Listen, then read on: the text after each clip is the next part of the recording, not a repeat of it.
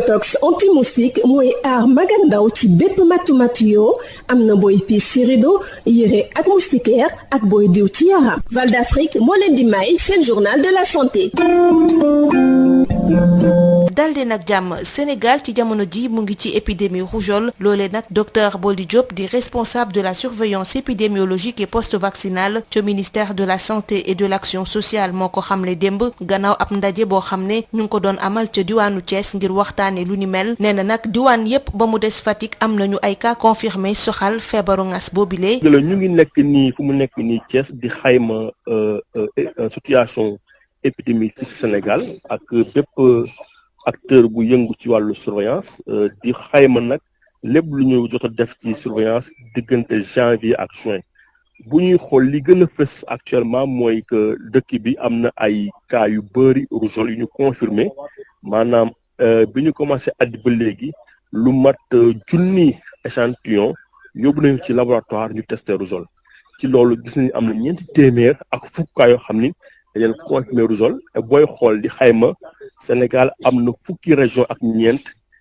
gis nañ ni feebar bi teew na ci fukki région ak ñett loolu nag dafay wane ni rougeole bi wasaare na ci dëkk bi et que fu mu nekk nii war nañ jël ay matuwaay. ci matuwaay yooyu yan ñoo ci gën a jàmp. fu mu nekk nii matuwaay yu ci gën a jàmp mooy bi njëkk mooy.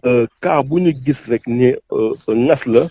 ñu nekk waa kër docteur yi nekk ci district bi dañuy dem gën a investiguer cas bi xool yan xale ñoo ñaxuwul ci li ko wër ñàkk xale yooyu pour bañ a mbir mi law ñaareel bi moom mooy li waa kër docteur yi def saa su ne mooy ñu renforcer ce qu'on appelle le PV de routine et loolu nag direction de la prévention bi nekk ministère lëkkaloo ak yenn partenaires yi ñoom dañuy appuyer di financer district yi pour ñu def li ñuy wax ay plan ACE maanaam dañ leen jox ay jumtuwaay pour ñoom ñu xool ci gox yi nekk naka la ñuy def pour dem tekki xale yi ñàkk leen parce que loolu tamit dafa am solo léegi dootuñu xaar rek nit ñi di ñëw di ñàkk mais ñun waa kër docteur dañu war a génn dem xool ñàkk xale yi loolu nag tamit dañ ciy tegal beneen stratégie moo xam ni xam naa fekk at bi di jeex nañu organiser benn campagne nationale pour vraiment ñàkk xale yi pour arrêter épidémie de rougeole may wax na nag dañu nemmee fii Sénégal ci wàllu rougeole nekkul rek Sénégal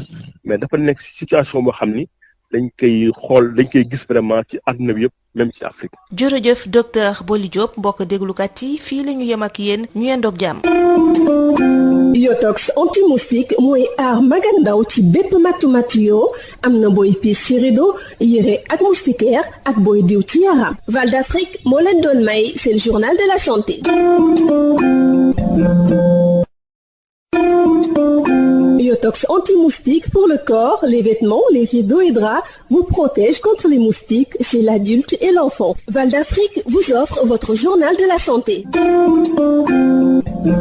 Bonjour chers auditeurs, le Sénégal est en situation d'épidémie de rougeole, c'est ce qu'a fait savoir hier le docteur Boldy Diop, responsable de la surveillance épidémiologique et post-vaccinale au ministère de la Santé et de l'Action sociale. Toutes les régions, à l'exception de Fatick, ont enregistré des cas confirmés. L'ensemble des acteurs de la surveillance est actuellement au niveau de la région de Thiès pour faire ce qu'on appelle la réunion de coordination de la surveillance épidémiologique pour analyser les performances depuis janvier à juin 2023.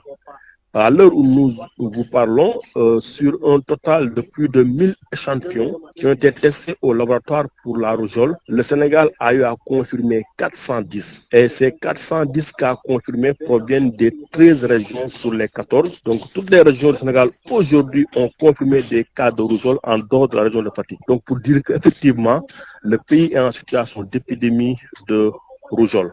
Quelles sont les mesures qui s'imposent? Oui, les mesures qui s'imposent, comme on le dit, c'est d'abord de bien investiguer les cas et de cerner les contours de ces cas afin d'apporter des réponses au niveau local. C'est ce que les districts ont fait en vaccinant des enfants qui n'étaient pas vaccinés, qui ont échappé au service de vaccination, mais aussi surtout de renforcer ce qu'on appelle le PEV de routine, c'est-à-dire c'est la vaccination que les structures de santé mènent chaque jour. Et dans ce cadre, la direction de la prévention, avec l'appui des partenaires, finance les districts dans ce qu'on appelle les plans, atteindre chaque enfant pour qu'au niveau local, les acteurs de la santé puissent, n'est-ce pas, ne plus attendre la communauté, mais aller vers les communautés pour vacciner les enfants.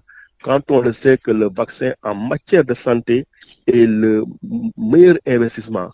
Donc, c'est en tout cas cette stratégie que le pays a développée en attendant de faire ce qu'on appelle une riposte au plan national les mois à venir. Parce que la situation que nous observons aujourd'hui au Sénégal, c'est presque une situation mondiale.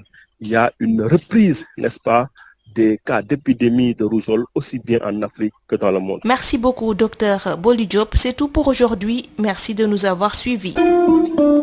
Biotox anti-moustique pour le corps, les vêtements, les rideaux et draps vous protège contre les moustiques chez l'adulte et l'enfant. Val d'Afrique vous a offert votre journal de la santé.